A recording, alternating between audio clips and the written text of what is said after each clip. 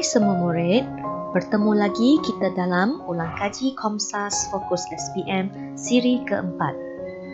Dalam pertemuan kita kali ini, cikgu ingin berkongsi tentang prosa tradisional kepimpinan melalui teladan. Berdasarkan analisis kekerapan soalan Komsas 2C BMSPM, kertas 2 ya, dapati bahawa untuk soalan 2C ini, kita sebagai calon SPM haruslah memberi tumpuan pada dua prosa tradisional ini, iaitu sama ada kepimpinan melalui teladan ataupun burung terbang dipipiskan lada. Kita hanya perlu baca dan faham kedua-dua prosa ini dan semestinya kita boleh jawab sebarang soalan yang keluar untuk soalan 2C. Baiklah murid-murid, mari kita buat ulang kaji tentang teknik menulis jawapan bagi soalan pemahaman prosa tradisional.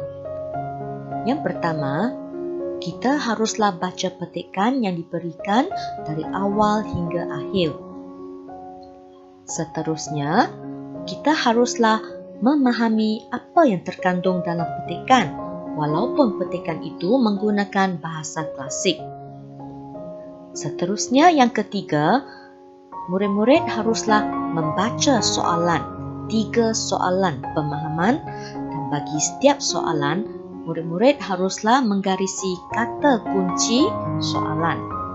Dan yang keempat, perhatikan di belakang soalan terdapat markah. Padankan aspek yang disoal dengan markah yang diperuntukkan, kerana jumlah markah boleh menggambarkan jumlah isi yang dikehendaki bagi soalan tersebut. 同学们，让我们来看看怎么样回答古文的理解。首先，同学们一定要读题目中的短文。短文里面虽然是用古文，你们还是要认真的去明白。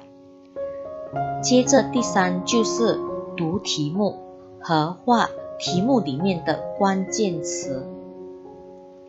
第四，你要观察题目所给的分数，有时候是2分、3分或4分。在这边同学们一定要看，如果是3分，就是要给3个内容。Seterusnya, nombor 5, murid-murid haruslah menulis jawapan menggunakan ayat yang gramatis dari segi struktur ayat dan tanda baca yang digunakan.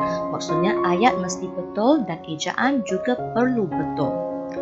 Yang keenam, kita menggunakan bahasa yang standar untuk menulis jawapan. Murid-murid boleh juga menyalin sebahagian daripada ayat dalam petikan sebagai jawapan. Dan yang terakhir, dicadangkan supaya murid-murid menggunakan tidak lebih daripada 15 minit untuk menjawab ketiga-tiga soalan dalam soalan 2C ini. 同学们，接下来你们写答案的时候，一定是要用合乎语法的造句，那就是你的造句一定要完整和用对的听写。第六，我们的答案是要用现代文来回答。同学们当然可以引用短文中的一些造句，造句里面有一些词汇你可以用在你的答案，可是不是完全抄。最后，同学们最好是要用15分钟回答这3题古文理解，不要用太多时间，因为接下来还有很多题目等着你回答。Baiklah murid-murid, ini ialah soalan percubaan BMSPM bagi negeri Pulau Pinang ya. Jadi petikan ini mengandungi 6 perenggan. Apabila mendapat soalan, murid-murid haruslah membaca keseluruhan petikan untuk mendapatkan gambaran tentang jalan cerita dalam petikan ini ya. 同学们，这个是槟城州的soalan percubaan 整个文章有6段，这个是 kepimpinan melalui teladan 的古文理解。Ini pula ialah 3 soalan pemahaman daripada petikan tersebut ya. Jadi murid-murid perhatikan, soalan pertama ialah soalan maksud rangkai kata atau berpandukan petikan. Jadi untuk soalan ini, soalannya ialah maksud rangkai kata. Cikgu sudah bulatkan ya maksud rangkai kata dan juga rangkai kata yang disoal dalam soalan 1. Nombor 2, soalan pemahaman berpandukan petikan. Jadi, jawapan untuk soalan 2 ada dalam petikan. Dan soalan ketiga ialah soalan kebat. Soalan ini kita tahu kebat ya apabila terdapat rangkai kata pada pendapat anda. Okey, soalan bertanya tentang pendapat anda. 同学们，这个就是古文理解的3个题目。第一题，这边可能有2种题目。第一种就是问你的 maksud rangkai kata， 和第二就是问有关文章的一些理解。所以在这篇是问 maksud rangkai kata。第二，你的题目是根据文章的，所以你的答案是可以在文章里面找到。第三，这个是soalan kebat， 你的题目里面有pada pendapat anda， 就是你要给你的意见来回答题目的要求。Seterusnya murid-murid, mari kita lihat maksud setiap perenggan seperti yang diberikan dalam petikan tadi ya. Jadi kita haruslah memahami maksud setiap perenggan untuk memudahkan kita menjawab soalan ini dan mendapat markah yang baik. Baik, untuk perenggan pertama, cikgu telah tulis ya, sediakan maksud di sini, iaitu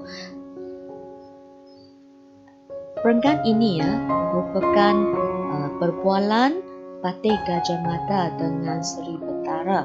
Jadi perenggan ini ialah ayat-ayat yang diujarkan oleh Patih Gajah Mada. Okay, maksudnya ialah sejak dahulu lagi negeri Melaka memang sukar untuk dikalahkan. Tetapi sekarang Patih ini merujuk Patih Gajah Mada ya. Patih telah mempunyai penjurit yang cerdik dan licik, iaitu Kertalasari, anak kepada petala bumi yang diamanahkan oleh ayahnya kepada Patih.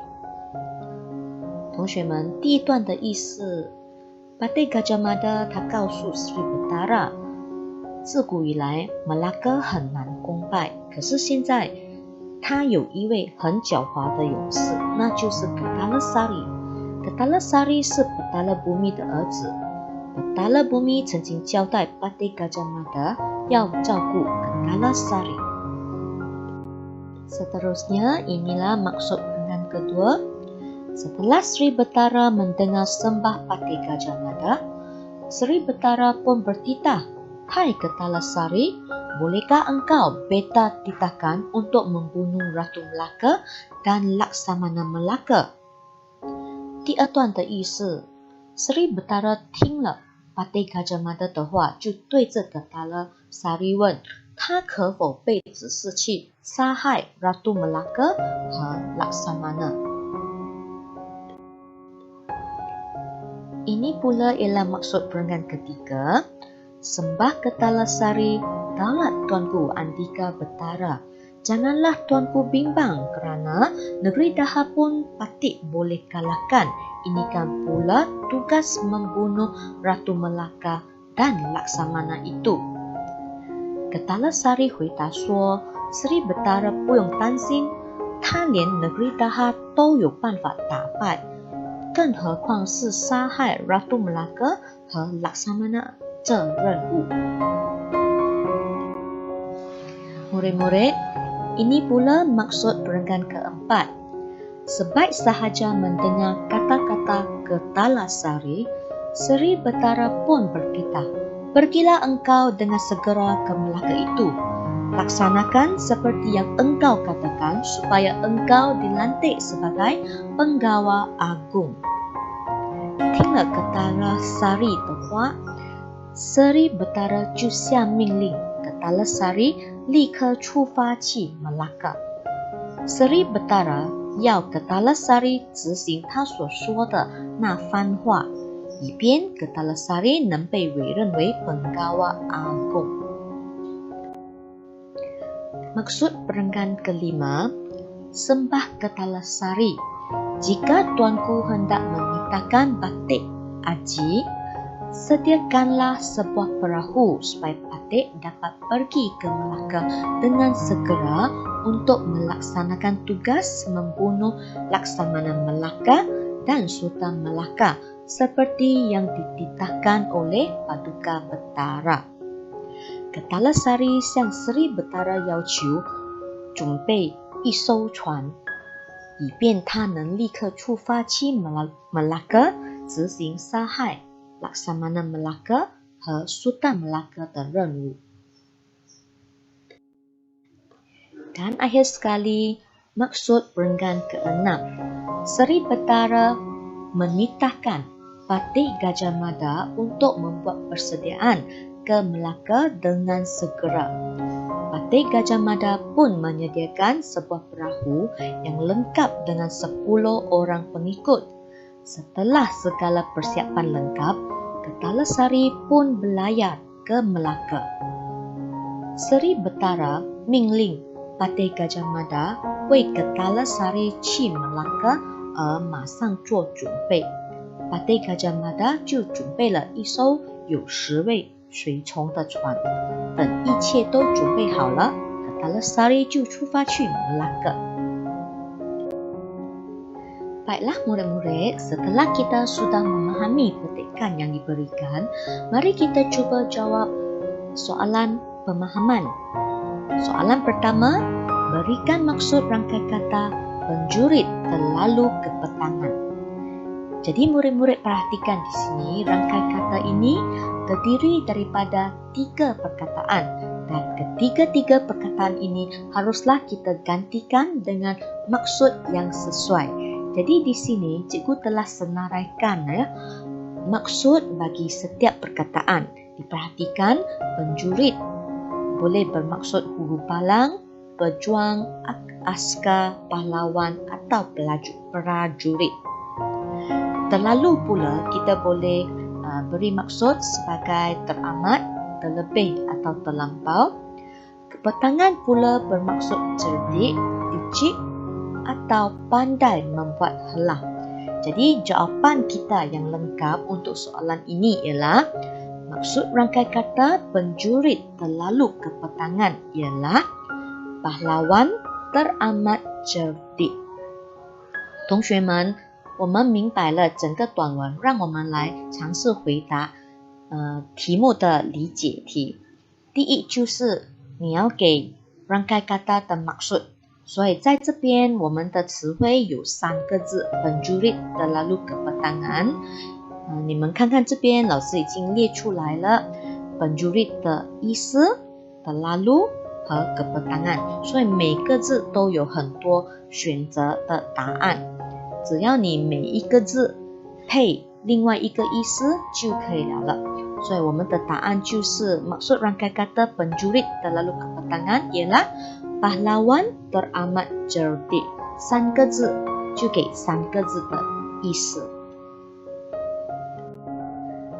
Seterusnya nombor 2, soalan ini merupakan pemahaman berpandukan petikan.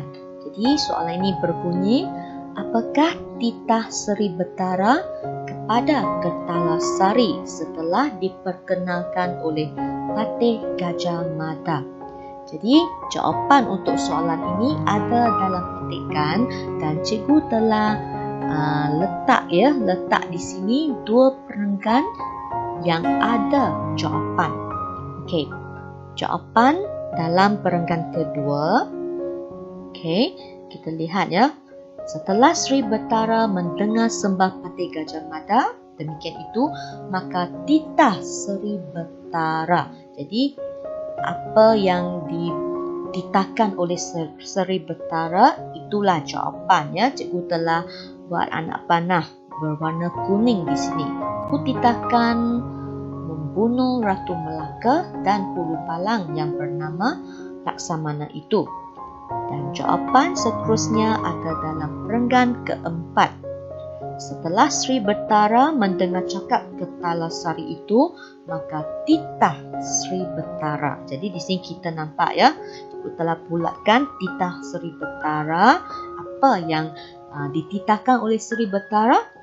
Segeralah engkau pergi ke Melaka itu, kerajaan seperti cakapmu itu, supaya engkau kujadikan penggawa agung. Jadi di sini ada dua jawapan juga. 同学们，第二题的答案是在文章里面，所以这个文章的第二段、第四段里面就有我们要找的答案。首先我们要找同样的字啊，题目里面有 Tita Sri Betara， 我们看完从第一段慢慢找，你会发现到第二段有一个那个 Tita Sri Betara，OK， 第四段也有那个 Tita Sri Betara， 所以他讲的话就是我们要找的答案。Baiklah murid-murid, inilah jawapan untuk soalan nombor 2 ya. Soalan kita bertanya apakah titah Sri Betara kepada Ketalasari setelah diperkenalkan oleh Patih Gajah Mada. Jadi kita menggunakan hampir kesemua perkataan dalam soalan kecuali perkataan apakah ya, tanya itu kata tanya. Jadi kita tidak ambillah kata tanya itu. Jadi jawapan kita bermula dengan titah Sri Betara kepada Ketalasari setelah diperkenalkan oleh Patih Gajah Mada ialah apa? Okey, jawapan kita ada di sini ya. Ialah membunuh Raja Melaka dan Hulu Balang yang bernama Laksamana. Seterusnya Sri Betara menitahkan Ketalasari segera pergi ke Melaka dan melaksanakan tindakan seperti yang dikatakan oleh Ketalasari supaya Ketalasari dapat dilantik sebagai penggawa agung. Semua jawapan ini ada dalam perenggan kedua dan keempat. 同学们，我们明白了答案是在第二和第四段。让我们看看我们这个第二题的答案要怎么样写。首先，我们是引用题目里面的字，我们用全部，除了那个 apakah 是问什么，所以我们不要用 apakah， 就是由 titah 那边开始啊 titah Sri Betara kepada Ketalasari setelah diperkenalkan oleh Patih Gajah Mada ialah， 如果题目是 apakah， 你的答案写完那些题目里面的字就要配ialah什么？就是把刚才第二段和第四段的答案用白话文写下来。如果有办法就用自己的字写下来。如果真的是不会写才拿第二段那边和第四段的那些造句填进去我们的答案。Baiklah murid-murid, ini ialah soalan ketiga. Perjalanan jauh memerlukan persediaan yang sempurna. Pada pendapat anda, apakah persediaan yang perlu dilakukan sebelum memulakan perjalanan yang jauh? Jadi soalan ini soalan hebat. Kita boleh mulakan jawapan kita dengan pada pendapat saya. Persediaan yang perlu dilakukan sebelum memulakan perjalanan yang jauh ialah 3 markah. Kita boleh berikan 3 jawapan. 3 jawapan yang lengkap. Persediaan maksudnya apa yang perlu dilakukan. Jadi kita berikan siapa buat apa. Dan kita berikan sedikit huraian. Ya, jika murid mampu berikan sedikit huraian. Jadi jawapan pertama ialah pemandu menyelenggara kenderaan bagi memastikan kenderaan berada dalam keadaan baik sepanjang perjalanan. Yang kedua, selain itu, seseorang pemandu haruslah mendapatkan tidur dan rehat yang mencukupi sebelum memandu agar dapat memberikan tumpuan sepenuhnya ketika dalam perjalanan. Dan yang ketiga, seterusnya, seseorang yang ingin memulakan perjalanan yang jauh haruslah menyediakan wang secukupnya sebagai persediaan menghadapi masalah yang tidak diduga. Jadi, murid-murid berikan 3 persediaan, 3 jawapan yang sesuai. Jadi, cikgu yakin ya, kamu boleh dapat 3 markah. Cuma fikirkan jawapan yang sesuai. 同学们，这个第3题的答案是问有关你的意见呢，因为有pada pendapat anda， 所以他是问如果你要出远门，你要做什么准备？所以这边就要给3个答案，3分你给3个答案，完整的造句。你的答案最好是有一点点解释在后面 ，OK？ 所以答案是谁做什么，然后一点点的解释。所以第一个我们是说，这个司机他就去维修他的汽车。为什么要维修汽车？要肯定他汽车就是在路途中都是情况良好的。第二，我们可以讲那个pemandu，那个司机他要有足够的休息和睡眠，以便开车的时候或者在路途中他可以很专心的去驾车。第三，我们是讲一个要出远门的人应该要准备足够的金钱，因为以防万一，出门的时候会发生什么我们意料不到的事情。所以这边你的答案就是一个一个的，一个造句你给一个，然后第二你就写selain itu，然后又再写完整造句，第三你就写seterusnya，这样子的答案你就肯定会拿到3分。